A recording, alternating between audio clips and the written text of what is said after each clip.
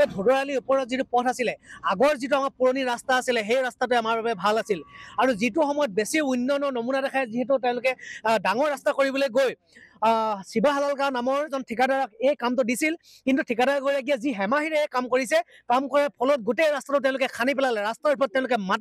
মাটি দিলে যাৰ বাবে এজাক বৰষুণতে স্কুলীয়া ছাত্ৰীৰ লগতে সাধাৰণ ৰাইজ আজি অহা যোৱা কৰিব পৰা অৱস্থা নাই আৰু গোটেই কথাটো হৈ গ'ল যে এইটো শিৱসাগৰৰ যি গড়কাপ্তানি বিভাগৰ যিসকল মানে বিষয়ববী আছে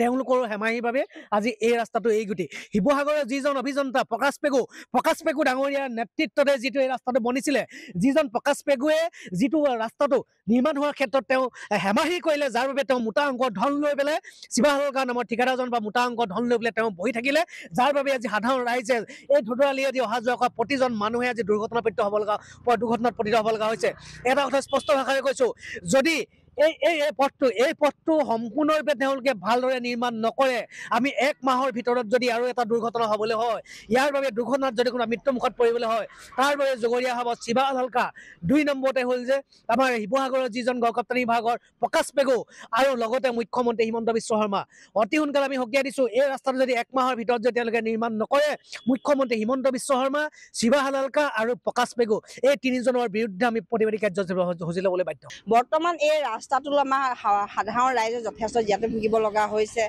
আমাৰ আমিয়ে যথেষ্টখিনি কষ্ট ভুগিব লগা হৈছে ধূলি আকৌ বৰষুণ দিলে বোকা আমাৰ স্বাস্থ্য সম্পূৰ্ণ অৱনতি ঘটিছে আৰু আমি যথেষ্টখিনি দুৰ্ঘটনাত আমাৰ ৰাইজ